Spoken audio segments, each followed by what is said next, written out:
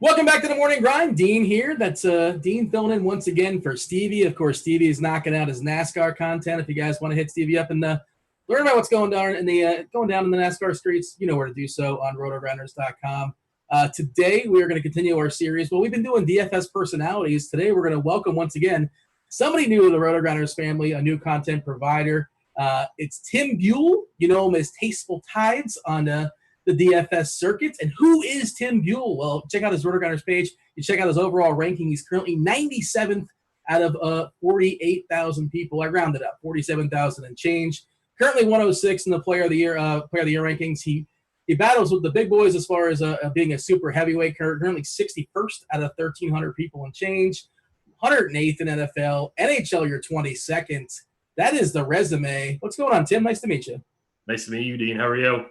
I'm doing well, same old, all best as could be expected here we're recording this on a Monday afternoon. This will be going up, of course, later on in the week. And I was talking to your pre-show really, really quickly, and I'm looking at your RotoGrinders page and checking out your recent activity. It looks like, let's see, June 11th, a 555 buy-in. You took down a PGA contest first out of 2,000 people. Is that 3 different contests, or is it just on there 3 different times? What's going on here? Did you take down 3 different contests? No, I didn't take down any contests. Oh, what am I looking at then? Is this wrong? Not that I'm aware of. Oh, boy. I made 3 teams and didn't cash 2 of them. Okay. But no, I didn't take anything down. All right, we're going to have to get an official ruling on this, but I wish I did. Yeah, hey, you know what? The great thing about DFS, Daily Fantasy Sports, no matter how bad you do, the next day, it's a clean slate. I guess golf, it's 4 rounds, I suppose, but you know what I'm talking about. That's what makes DFS so fun. Yes, so fun and so great, and also torturous as well too, because sometimes you can get so close to taking things down. And of course, I was taking a peek at some of your biggest scores, and we'll talk about that as well too. And you mess with the big boys here. I'm seeing the big buy-ins: 5,000, 1,000, 555. Is that? I mean, that's what looks like. I'm looking at like 2018, 2019, 2020. Did you fully dive into DFS when you discovered DFS and just kind of like go all in, or did you start with a slow bankroll? How did that work for you? I started off quite small in 2016, 2017. Did not take it very seriously at all, kind of just for fun. And then I just kind of had some success, and then started doing it full time in 2018. You're always a sports fan, I presume? Oh, absolutely. And in high school, did you have like a season-long league amongst your friends? Yes, I did. I played season-long football and baseball, and I was not very good season-long. Why not? Just the variance got you, or you didn't pay attention to it, or you're still figuring things out? I just didn't like doing the research. Okay, fair enough. Yeah, and hockey, I mean, what I see, I was pulling up your Twitter account, and the tweets you have, a good portion of them are hockey-related, and I'm also aware, I believe you're currently in Maine. Is that correct? Yes. Yep. Maine is a hotbed for hockey. Does that sound correct? It is. It used to be a lot bigger. Paul Kariya days. So, but it's still big for hockey. Yep. Paul Kariya, Anaheim Mighty Ducks. Is that the? Yep. My hockey's a little shaky. Forgive me. Is there not? Were you not in season-long hockey leagues? I was not. No, I never played season-long hockey. Is that not a thing? I would think that'd be a thing. Maybe just in Canada? It is a thing. I guess I just never got into it. All right, fair enough. Take me through 2016, 2017 when you discovered DFS, and you said you kind of just sort of dabbled just a little bit to some degree, and get your toes wet. Yeah, I was playing poker full time, and a couple of buddies of mine just kept telling me to start playing DraftKings. While I was at the table playing poker, and I kept being like, no, this just seems so. Not me, not fun, not something I was into. And then I started an account and, deposited something like $50 here and there, played some double ups, some of the $10 tournaments. And all of a sudden I started really liking it. Did you have some earlier success, or you get shellacked right away? I got shellacked right away. No early success. And then there was one night where I think I got 4th or 5th in the big $10 NBA tournament for about 10,000, and I was on my way after that. Yeah, you're pot committed, you're hooked all of a sudden, 10K, and here we go. Now you got a bankroll to play with as well too. Exactly. Yeah. And before this, you said you're a poker player. Yep. Was that online? How does that work? You're doing it online, or you're doing like in person? Where were you located? Both. Probably about a 50-50 split. Yeah. Are we back at the poker tables right now, or is that something we're staying away from? I'm just doing online. Yeah. Okay. Yeah. I've seen some of the pictures of the poker rooms have since opened up, and I don't know, man. They're a little different now, aren't they? Yeah, I don't know if I want to. I mean, I'm probably not going to go and play poker. It's fun. I enjoy poker, but I'm going to I'm gonna stick with online for now. There you go. That seems to be highly advisable. And before DFS, now you're a full-time DFS player, correct? Yes. You had a business of some sort? I was just in the restaurant business for a couple of years. Yeah. Oh, okay. That's where I got my screen name from. Yeah, your screen name. Let's make sure we get this correct because we're talking about our pre-show. Dean, get this right. Somebody may have butchered a pre-show. I'm not going to throw anyone under the bus necessarily. I don't know how you can misinterpret or what else would it be but Tastefultides. That's right. What is the origin of Tastefultides? I'm not even sure. It's just something that my business partner and I came up with, 7 or 8 years ago, and that's just what it stuck. And when I was making my DK account, what were you selling? What is Tastefultides? What can I order there? Oh, we had a bomb steak and cheese. Yeah. We had a bomb meatball sub. Did you have a chef, or is this your own personal concoctions? We had a chef. Okay. Yeah. What's the standard steak and cheese? What cheese do you put on steak and cheese? I do cheddar. Oh man. I don't know what everybody else does. I don't worry about what everybody else does. We're not steak and cheese compatible, unfortunately. What do you do? I don't like cheddar. I'm not a fan. I'm out on cheddar. It's a deal breaker for me. Wow. Mozzarella, give me mozzarella. Provolone, that works as well. Say it again. On a steak and cheese? Yeah, well, I mean, to be fair, steak and cheese is not my wheelhouse anyway. But just I'm out on cheddar. It's a deal breaker. I'm very difficult. I'm very picky. This isn't about me. How did you enjoy working in the restaurant industry? I have experience doing it as well, not from an owner perspective, but just kind of working in there. And I liked it, but I mean, it was talk about a grind. It's tough. It's very difficult. The hours, I imagine, are pretty crazy from an owner perspective. Yes, very hard, very difficult. Yeah, you get burnt out eventually. You find DFS, that's good times for sure. And why now? Why are you all of a sudden open to doing content? Of course, you're going to be doing content here for RG. Why now are you willing to do it or wanting to do it? And do you know what you're going to be specializing in once sports come back? I'm not sure what sports I'm going to be doing or what I'm going to be specializing in for RotoGrinders. I'm very excited to be part of the team. I'm hoping to learn a lot and share a lot with the community. Your favorite sports, or your best sports from a DFS perspective, if you had to rank them? MLB, NHL, NBA, NFL. Yeah, I'm kind of running down and I'm seeing. Hopefully, I got this correct. And I didn't butcher this either, but it looks like you won the Mega 8s, the 100K to first place, and DK 3 times. I think I've won that 4 or 5 times. Okay, yeah, there you go. Talk me through the first time you won the 100K, 6 figures. Yeah, I'm not sure which one was the first one though. Nice humble brag, man.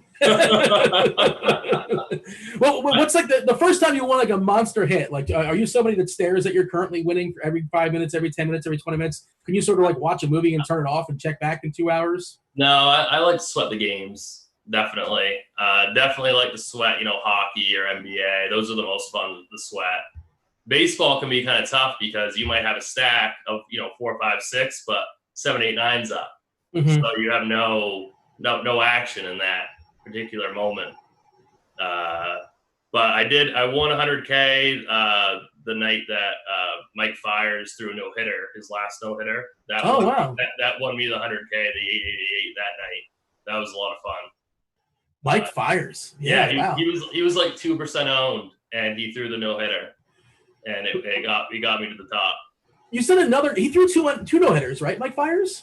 I think so. It was his last one. His last no-hitter. Yeah. the worst pitcher ever to throw 2 no-hitters. Can we say that safely? I would definitely agree with that. Yeah, he gives up a ton of fly balls, and the fly balls must have been working in his favor, like the time on the warning track. They were. Yeah. Did you buy a Mike Fiers jersey? Any extravagant purchases? I should. No purchases. No. Not. Did you like go to hit up the Red Box or anything, or there's nothing? No, I don't believe so. All right, so you win 100K, and you're just back at it the next day. You're grinding away, and I assume when you're hitting winning 100K, I don't want to assume this, but are you making 150? How many lineups do you generally make when it comes to that kind of contest? So in like the 888, which I think is usually between like a 13 and 16 max, I'll either max it somewhere between like 5 lineups to say the full max. Generally on a day-to-day basis, I'm making anywhere between like 1 to 3 lineups, unless there's a special contest like that going on. Yeah, so your specialty is the single entry and the 3 entry max. So that's kind of your wheelhouse. Yes. Yeah. I'm not a big 150 lineups guy. And your general strategy, I know obviously everything is day to day and depending upon the slate and all that, but are you generally somebody, and maybe it's sport dependent too, somebody that's sort of chalky, like you talk about basketball, the chalk is better in basketball as opposed to baseball, and you can fit anybody in baseball no matter who it is, no matter who they're facing, like just weird things happen in baseball, lots of variance. What is your general strategy as far as how you attack slates and build lineups? If I'm making a single entry team, I try to just build the most optimal team. I don't care so much about ownership. I just want the best players, best point per dollar type player. I'm not opposed to just, doing the optimal lineup. As I start growing the amount of teams that I make, I'll make a lot of 1v1s, 2v2s, that kind of deal to lower owned, leverage type plays. If you're making 150 lineups in baseball, it's a full slate. There's 15 games in the slate. Mm-hmm. How concise, how compacted is your player pool? Like, will you sometimes say, I'm just going to stack these 3 teams as many times as possible, this one team, or do you want to get a taste of everything as much as you can? I think if I was going to make 150 lineups and say the $10 tournament, I would try to make them as concise as possible. I would try to, just try to hit the nuts, with like 120 stacks of the Rockies, in Coors. If I think that if the over under is, say 12 and a half, I'm going to try to really, have, 100 stacks of that game. Yeah. And then just hopefully you get the right combination of +1s or +2s and things like that. Exactly. Yeah. And you're talking about your one lineup from an optimal perspective. Sometimes the optimal is not a stack. Are you okay with that? Depends on what contest I'm in. I think what contest you play on is equally as important as what players you choose to put in your lineup. So if I'm playing a 20-person tournament, it's going to be different than if I'm going to play in a tournament that's got 70,000 people in it. Yeah, I mean, the reward for going off the reservation and picking a goofy stack in a 20-person contest is much, much lower as opposed to doing it in a 70,000 person contest. Right. So, I mean, it really depends on what I'm playing for a contest. How about for basketball or football or hockey? How does that change things? For basketball, I'm like you said, I'm way more chalky in basketball. I've played some cash games of basketball and, just played the optimal lineup. And a lot of times I'm sharing that team with 50, 100 people. But if it doubles my money, that's okay. So. Yeah, people are like, that's the secret chat. There's people secretly talking about it. And it's not a secret chat. It's just like the optimizer. Exactly. I can tell you there's no secret chat. If there is one, we're not invited. Nobody invited me. Yeah, I'm definitely not invited. And somehow I have very similar lineups to them. Yeah, and that's kind of what I do in basketball as well too. Like, it's a sort of similar concept of like you make that quote unquote optimal lineup, and then you pivot like a 2v2 to somebody that's going to be like distinctly less owned, who has an ownership, not an ownership projection, like a fantasy point projection of like maybe 1 point less, which is in the grand scheme not that much. And then just kind of run it out there in tournaments and hopefully you get lucky that way. That's sort of how about hockey? I'm not hockey. I guess you sort of have to stack in hockey, I suppose. Yeah, definitely have to stack in hockey if you're playing GPPs. Not so much in cash. Hockey is one of my favorite sports to play DFS with, watch, all the above. In Maine, who's your favorite team? How does that work out? I mean, I don't know if I do love the Bruins. It's strange to say I also love the Rangers just because I love what they're doing with their team right now. So they're going to be good for, I think, a couple of years. Are they young right now? I don't know. They're young. They're extremely talented. They have two really great goaltenders. Pretty excited to see them. You have a winner for the Cup? What do we have, 24 teams for Stanley Cup right now? Is that what's going to happen as far as the playoffs? I believe there's 22 teams. 22. I was right the first way in my head. Okay. Yeah. I'd say the Rangers are my crazy pick. And then if you want like a favorite, probably the Bruins. I'd go with the Bruins. I just pulled it up in the DK Sportsbook. Currently, the Lightning and the Bruins are tied as co-favorites. They're plus 650. Yeah. And we got the Rangers at 43-1. That's live? I mean, I think that'd be fun to sweat that. They're, Hey, they've added more experience over the making the season long. They've gotten older. They've more seasons. Yeah.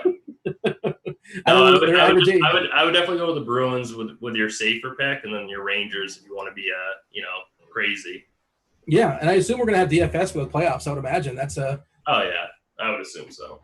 Yeah, I'm not a big hockey savvy guy. I think it's a great sport. I would say that the upgrade of being at home and watching hockey is the most significant jump to being at the game. At the game experience for hockey for me, and it takes the biggest jump amongst all the sports. Would you agree with that? Yes, I would agree with that. I think hockey is definitely the most exciting sport to watch live.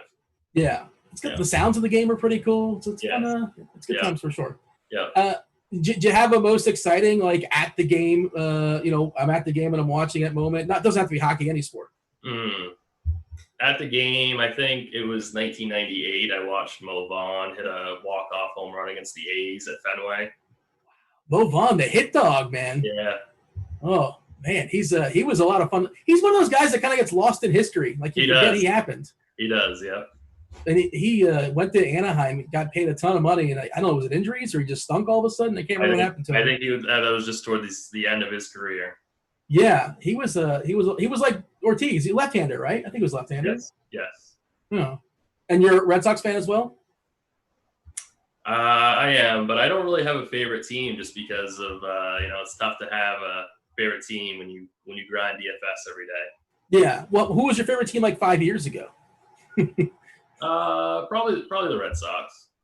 Yeah. And Yankees, are we indifferent or we don't like the Yankees? We don't like the Yankees. Yeah. Supposedly, what's the big story now? The Yankees are going to get the commissioner hid some story about them cheating the Astros. Yeah, judge unsealed some document about the Yankees sign stealing now. So. Is this going to be a thing or is this nothing? What do we think? With the Yankees or with everybody? Just is it going to be actually something significant or I really have no idea. I haven't looked too much into the story. Yeah, I haven't fully dug into it, but I guess we kind of just want baseball back too before anything, I suppose. Yes. Yeah, which is a whole other story. And we're recording this on a Monday afternoon, and we're still at a standstill as far as baseball, and who knows what's going to happen there. Hopefully it gets worked out at some point, but no promises. Did you have a lean there? Are you following that or not so much? It's more tilting than anything to follow it. It is very tilting. I do think that they're going to work something out somewhere between 50 and 72 games. Yeah. Well, I guess, yeah. I think it's going to be more likely to be 72 than 50, but we shall see. Stay tuned on that one, I suppose. Yeah.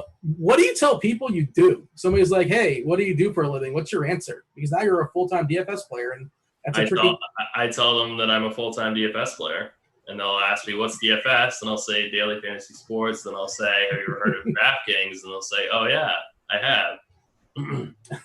Well, there you go. That's straight to the point.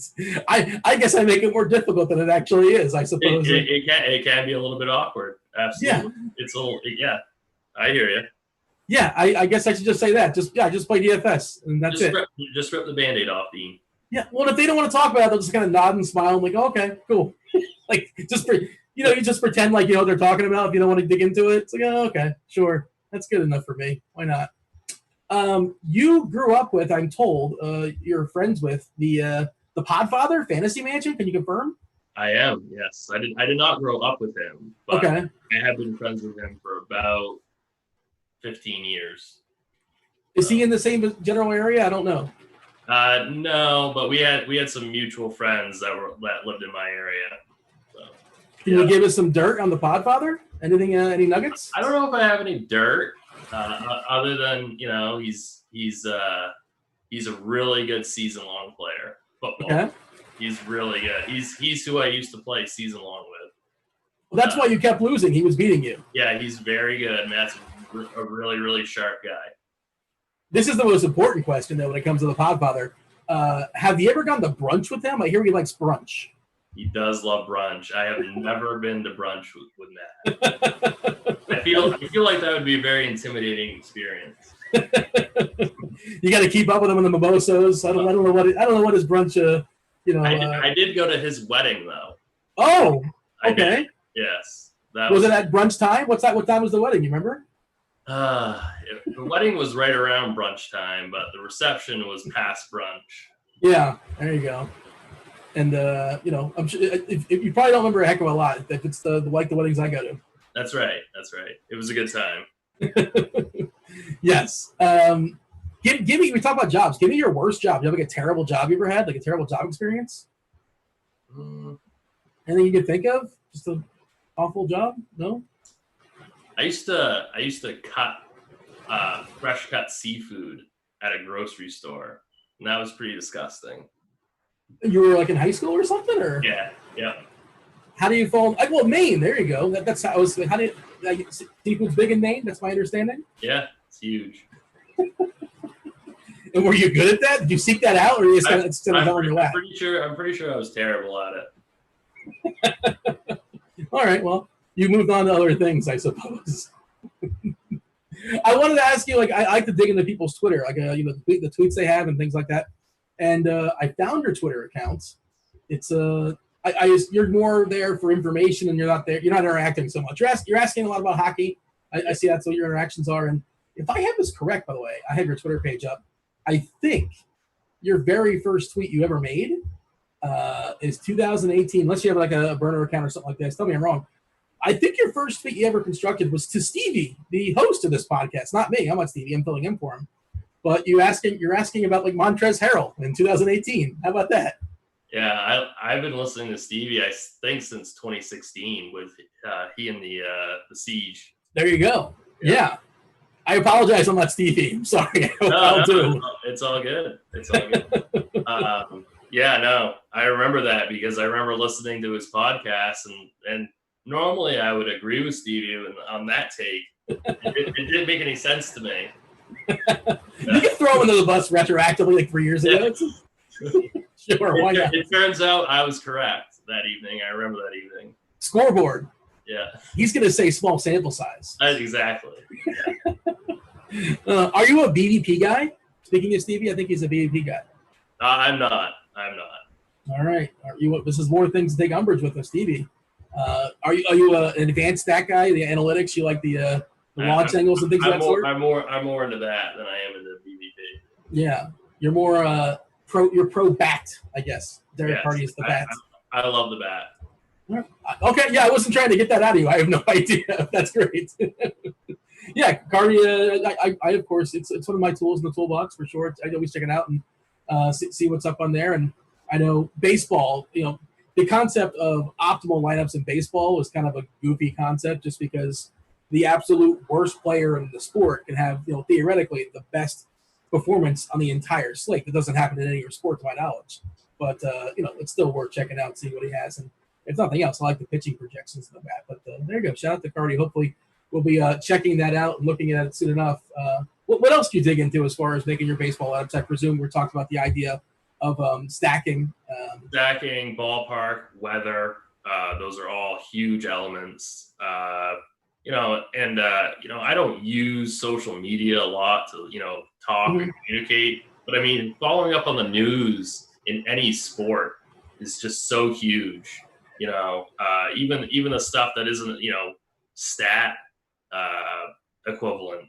Just news in general is just so big.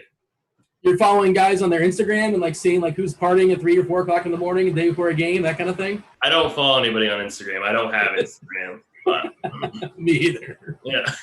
I've heard of that. That's like next level scouting, like to see like, you know, who's out partying the night before. And I guess maybe you get a nugget here and there, but who knows? I have no idea. Maybe I should get an Instagram just for that reason. I have no idea.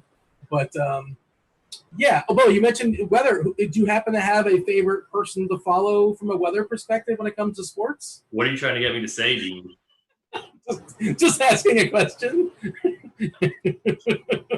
I do love Kevin Roth on Crunch Time every night on RotoGrinders. This was not orchestrated or worked out, or I didn't coerce anything. It wasn't. It was not. There was no. This is not a routine. This is not the second time we're doing this for sure. So you don't have any favorite teams anymore? You're kind of like me. Like most of my favorite teams just no longer a thing because I'm loyal to my DFS team for that day and that day only, and that's kind of sort of where we're at, more or less. That's right. Yep. All right, fair enough. We're not going to hold you anything else. A favorite athlete besides Mo Vaughn? I love Nomar. That definitely was a big Nomar fan. I know this is gonna sound kind of weird, but I loved Drew Bledsoe. Okay. You know, even That's though not crazy. Yeah. Why would that be weird? I don't know, just because Tom Brady's so much better. Well, yeah. Yeah. Your favorite athlete should be the dude that like knocked out Bledsoe. Was it like an Oakland Raider or something like that hurt Bledsoe? Was it? I can't remember who it was. No. I think it was a Raider. I could be wrong. But yeah, that obviously, that one hit sort of changed history for sure. Who knows how things would have played out, but yeah. But Bledsoe was fine before. It just wasn't what Brady was. I don't know. Do you have a favorite TV show? Are you watching anything these days? Do you have extra time on your hands as far as I know you're dabbling in golf and things of that sort, but of course all the majors aren't going down. Are we binge watching anything these days in the Netflix? Yeah, I'm a big Larry David fan. Oh, yeah. Curb Your Enthusiasm, some old school Seinfeld episodes, the Ozarks on Netflix. Sure. Yeah. You're hitting all these are all the right answers, I think. Yeah. You got a favorite episode of Seinfeld? And that's just a lot. That's so hard. I don't know if I'm not ready for that question. All right. I mean, yeah, it's a gotcha question. I didn't realize I was coming with the hard-hitting questions for sure. It is tough. Years ago, on my Twitter, I ran a 64-episode, like March Madness style. Oh, bracket. That's bracket cool. For Seinfeld episodes. Yeah, and I think that's really cool. I don't even remember which one won. I think the contest was in the top 4. The hole-in-one where Kramer hit the whale with the golf club. What was that episode? I don't know. See, even I forget. It's been a while since I watched Seinfeld. So, and I'm going to ask you your favorite Curb Your Enthusiasm episode, and you're not going to – that's too many to pick from there as well. My favorite one is when they kill the black goose at the golf course. Oh, yeah. I don't remember the name of the episode, but I love that episode. Yeah. And they I do remember that one. There's a lot to pick from for sure, but and I wouldn't even know how to answer that off the top of my head, too. It's really tricky, but yeah. Larry David's the best, isn't he? He is. He's so good. Yeah, it's just he's just a great curmudgeon. I appreciate a curmudgeon. I don't know. And your favorite character in Seinfeld? Give me your favorite side character in Seinfeld, not the main 4. Your favorite random person that pops up. Oh, man. Oh, boy. It's another stumper. I'll tell you who my favorite side character on Curb Your Enthusiasm is. And that's Crazy Eye Killer. That's Cousin Andy. Cousin Andy, okay. Yeah. There you go. I was answering the question myself. Well, Cousin Andy works as well too. Yeah, I was in Ozark. Ozark's phenomenal as well. That's a thoroughly enjoyable show. We shouldn't give any spoilers in that because it's still pretty fresh. I was gonna say don't spoil it for me. I'm not done with it yet. Oh, okay. How far in are we? I think I'm beginning season 2 right now. Okay. Yeah, I was not going to spoil it for you. We live in a society, to summon George Costanza. We live in a society. I'm not here for spoilers. I've unfollowed people on Twitter or blocked people just for spoiling shows. Maybe that's more my issue, which it might be. I don't know. But I mean, I don't block a lot of people. I don't just randomly unfollow. But if you're the type of person that's just gonna like run off spoilers, just spoilers, that's it. You're out. I don't need you. Is that reasonable? I don't know. I completely agree with that. I don't need that in my life. Oh man. You have a favorite concert you've ever been to? Favorite music group? Not a big concert guy. No. No. Do you care for music? I do. I like a lot of like classic rock, like Led Zeppelin, Pink Floyd, that kind of stuff. Yeah. Unfortunately, that's well, for multiple reasons, we're not going to be able to see that anytime soon. Right. But there's some great stuff on YouTube for Pink Floyd. Yeah. Thoroughly enjoyable as well too. First, you remember the first CD you bought, or just is music's not your thing? The first CD I bought,